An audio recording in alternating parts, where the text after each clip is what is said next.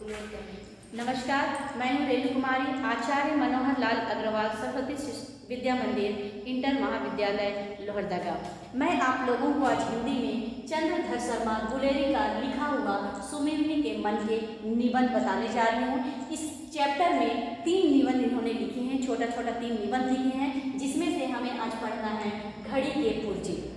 तो घड़ी के पुर्जे ये टॉपिक है, इस पर निबंध लिखे हैं चंद्रधर शर्मा गुलेरी ने। ये यहाँ पर घड़ी के पुर्जे उदाहरण देकर यहाँ हम लोगों को बताने की कोशिश किए हैं कि किस प्रकार धर्म के अनुयायी, सभी धर्म के अलग अलग अनुयायी होते हैं, संत होते हैं, महाजन होते हैं, तो महात्मा होते हैं, उन लोगों का धर्म के विषय में क्या कहना है और हम लोगों को कितना जानना है, ये इस निबंध के माध्यम से हम लोग जानेंगे। ठीक है, तो उनका कहना है, धर्म के अनुयायियों का कहना है कि मैं जितना आपको बताऊंगा धर्म के विषय में आप उतना ही जानिए, उससे अधिक आपको जानने की जरूरत नहीं है। आप जितना सुनिए बस उसी में आप खुश रहिए। जिस प्रकार आपको घड़ी देखनी अगर नहीं आती है तो आप किसी से पूछ लीजिए कि कितना टाइम हुआ है, तो आपका वो काम बन जाएगा, आपका दिन भर का काम खत्म हो जाएगा, आपका काम हो जाएगा सही से। ठीक है, तो उसी प्रकार से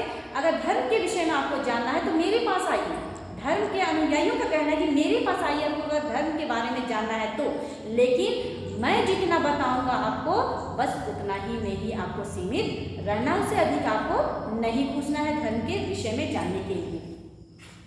उसके बाद ये कहते हैं, घड़ी का उदाहरण देकर ये कहते हैं कि समय जानना हो तो घड़ी देखनी, जिसको आती है उससे आप घड़ी का समय जान लीजिए और आपका काम निकल जाएगा।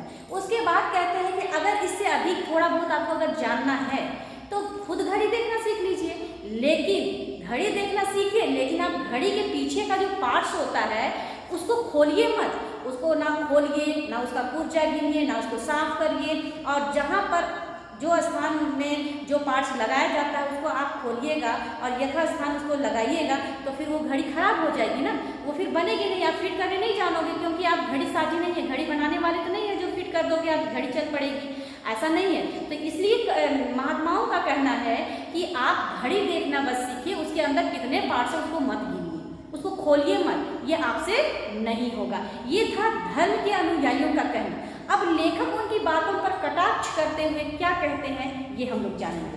तो लेखक कहते हैं कि अगर हमको घड़ी, वो कह रहे हैं कि घड़ी देखना केवल सीख लो, अगर हम अंक जानते हैं, उसको गिनती को पहचानते हैं, घड़ी की सुई कैसे चलती है इसकी चाल जानते हैं, तो घड़ी बनाना कौन सी कठिन काम है, क्योंकि मनुष्यों ने ही तो घड़ी को बनाया, घड़ी बनाना सीखा है ना, कोई दूसरा तो नहीं सीखा है। तो मनुष्य के द्वारा सब काम संभव है, अगर आप मेहनत करोगे तो सब काम संभव है। इसलिए कहते हैं कि घड़ी केवल देखना क्यों सीखे हम, घड़ी बनाना क्यों नहीं सीख सकते हैं, कोई कठिन काम तो नहीं है। तो फिर आगे कहते हैं कि धर्म का ज्ञान प्राप्त कर लेने के बाद कोई व्यक्ति धर्म के विषय में मूर्ख नहीं बन सकता।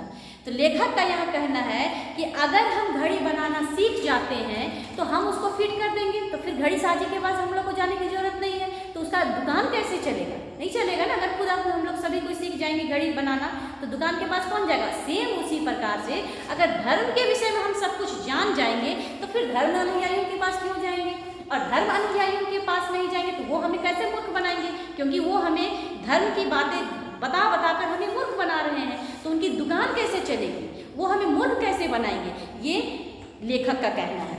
आगे क्या कहते हैं, लेखक स्वयं को धर्म का ठेकेदार समझने वाले धर्माचार्यों पर व्यंग करते हुए कहते हैं, उन लोगों पर व्यंग करते हुए लेखक क्या कहते हैं कि ये लोग दूसरों को धर्म का रहस्य जानने से रोकते हैं। ये लोग क्या करते हैं, धर्म के रहस्य को अच्छी तरह से जानने से लोगों को रोकते हैं, और स्वयं उन्हें धर्म की पूरी जानकारी नहीं है, वो हमें रोकते हैं।